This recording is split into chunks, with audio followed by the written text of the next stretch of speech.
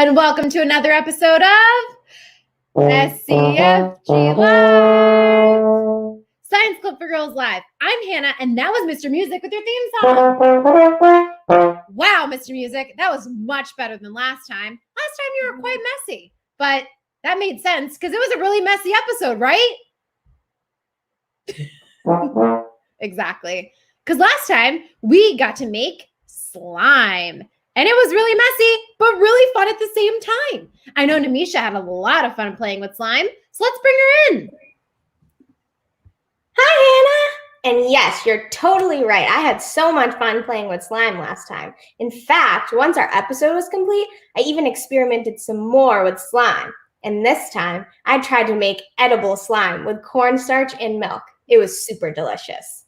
Wow, I didn't know you could make edible slime. That sounds super, super cool. I'm definitely going to try that out at some point. I also thought it was really cool to learn that slime is neither a solid nor a liquid, but something completely different called a non-Newtonian fluid. This means that its viscosity changes depending on how you play with it. Actually, Namisha, do you mind showing us something? Try squeezing your slime really, really tightly into a ball. It feels kind of tough, huh?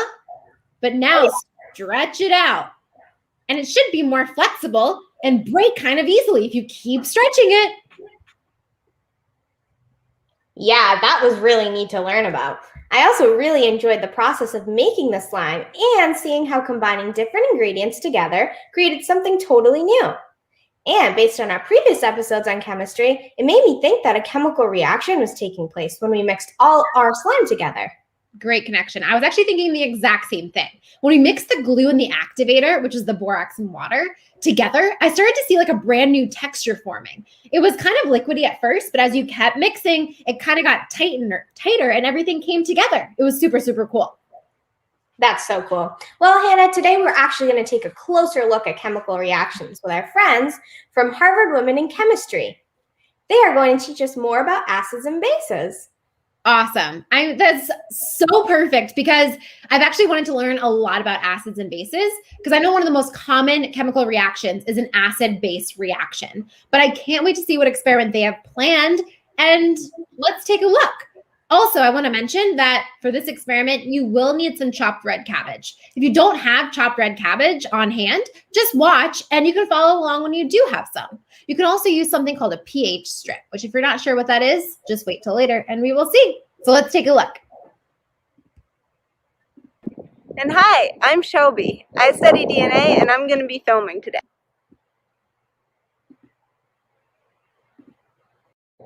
Hi, we're Harvard Women in Chemistry, and we're really excited to be here with you today doing an experiment with you. My name is Allie, and I'm a scientist who studies cancer. I'm Jennifer. I look at reactions happening on surfaces. And I'm Allison, and I study DNA. And hi, I'm Shelby. I study DNA and I'm going to be filming today. Today we're going to be doing an experiment with you, looking at acids and bases around your house. So what is an acid or a base? For example, lemon juice would be something that's an acid, and the opposite would be a base that's kind of soapy. To study acidity and basicity, we're going to be using red cabbage, which contains a special chemical that changes color depending on this property. We'll need 4 items for the experiment today. We'll need red cabbage, hot water, a coffee filter, and some household items to test for acid and base. Some of our favorite household items to test include lemon or lime juice, baking soda or baking powder, vinegar, soda, bleach or cleaner, or water. You can also test anything you have around your house, but clear or white items work best. At the end, we'll also do an additional experiment that uses a straw. So now we are going to get the chemical out of the cabbage. To do so, we're going to take some cabbage and put it in this glass container. Now we're going to add hot water, which we're storing in this thermos, and we're going to pour it into the cabbage. We're going to wait a minute while the special chemical gets dissolved in the solution. Now we are going to separate the cabbage from the juice using this coffee filter. Be careful, this is hot.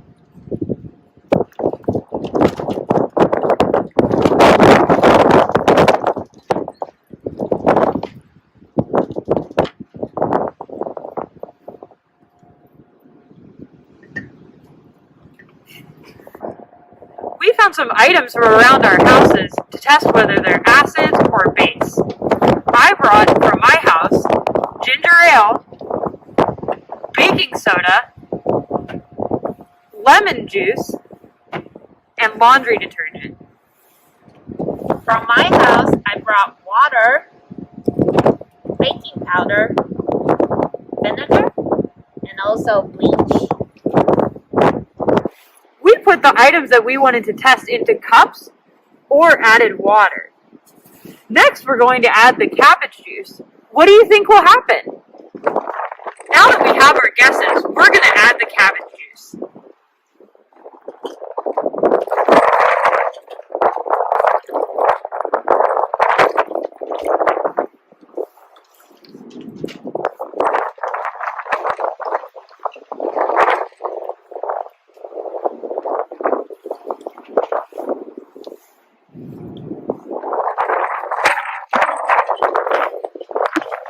Wow, that's amazing!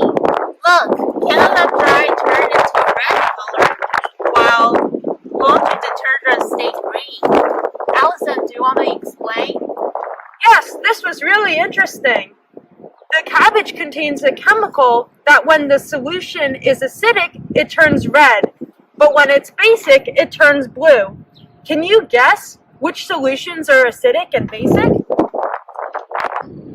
It looks like the ginger ale and the lemon juice are acid. Wait, Allie, don't forget about the vinegar. It's also pink. By the way, there's also baking soda that's turned blue. I guess it's basic. Green and yellow colors are super basic. So that's the laundry detergent and the bleach. Do you think we can put them in order from acid to base? Let's do it.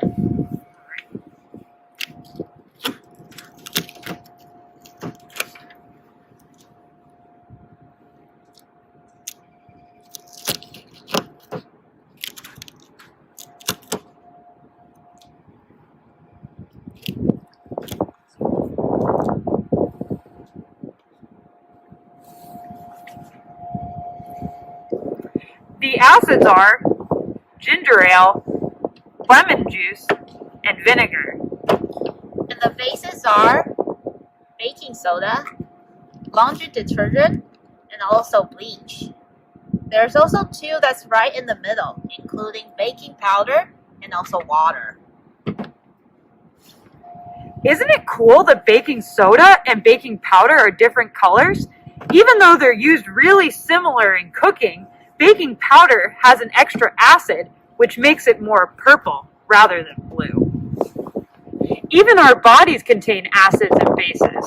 The air we breathe out contains a molecule that when blown into water turns it more acidic.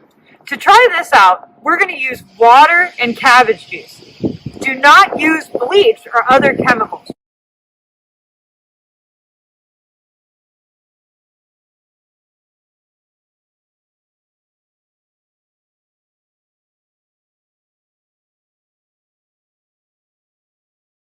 Now I'm going to blow some bubbles.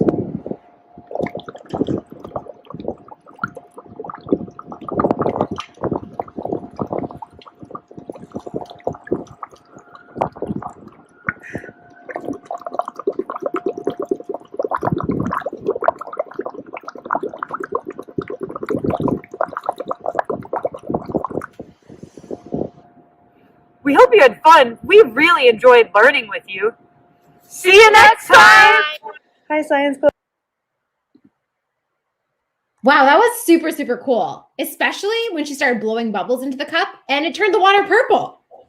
Yeah, and that must mean that there's something in our breath that is acidic, since acids turn purple when mixing with cabbage juice. And it's super cool how cabbage juice can help us see what things in our household are acids and which are bases. Instead of cabbage juice, scientists sometimes use things called pH strips, which look a little bit like this, to test how acidic or basic things are. Hannah, want to know something really cool? What's that? Well, all of our teachers from Harvard Women in Chemistry are real-life scientists. That is awesome. Wait, so do you mean they like work in a lab with like lab goggles and lab coats and all that stuff? Yeah, they sure do. In fact, Allie sent along a tour of her lab for us to see. Should we take a look? Yes, please. I've always wanted to know what a real chemistry lab looks like. Let's definitely take a look. Super girls, this is Allie, and I'm in my lab right now where I get to do a lot of research and science.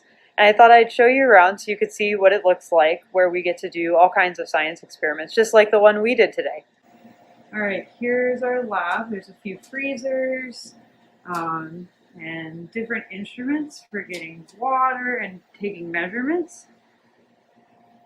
You have fridges and freezers, kind of like you do at home, but for storing lab equipment.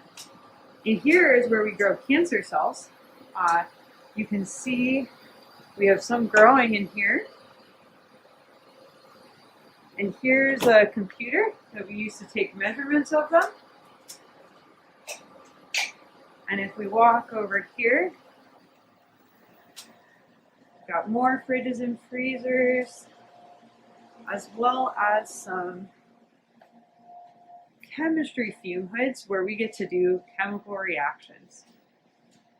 I also wanted to show you how something we use in the lab is really similar to the red cabbage that we use today.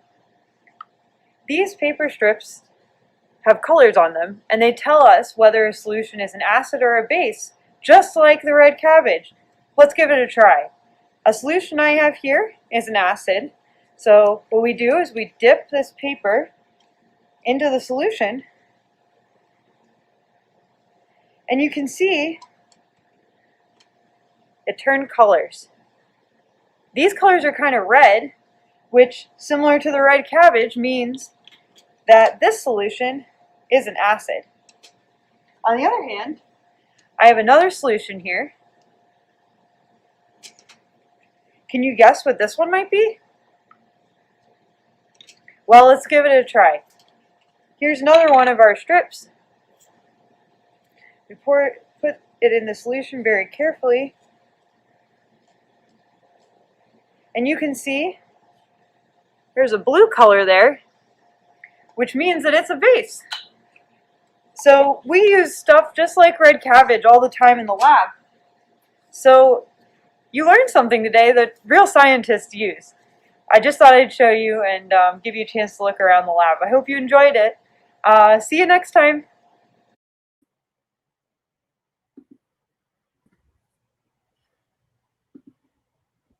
Wow, that was awesome. Just like Christina said, the lab is such a cool place to work. And I've always wanted to see what the inside of a real lab looked like. That was amazing. There's so much equipment and technology that they get to use every single day. Yeah, and it's really amazing to think that all of these cool things they're discovering every day is in that lab. We just got to see that. And I hope one day I can go visit that Me lab. too. I can't wait. Oh, and Hannah, I thought it was super cool that we even got to see Allie in her lab coat and with her goggles, her safety goggles. We got to see like our scientist friend in action. That's so true. It was so cool to see how she was being really safe too, because she was dealing with chemicals. So she had to wear her lab goggles and her lab coat, and she even had gloves on, which was awesome. Now, if you thought that was cool, Namisha, we're actually going to have another scientist on next week, and she's bringing along her adorable daughter. So I can't wait to see that. They're going to teach us all about conduction and heat transfer. So that will be awesome. Well, Namisha, it's been another great episode. Thank you so much for joining. And thank you again to all of our friends in the Harvard Women in Chemistry group. It's been another episode of SCFG. Bye, everyone. Bye, Namisha.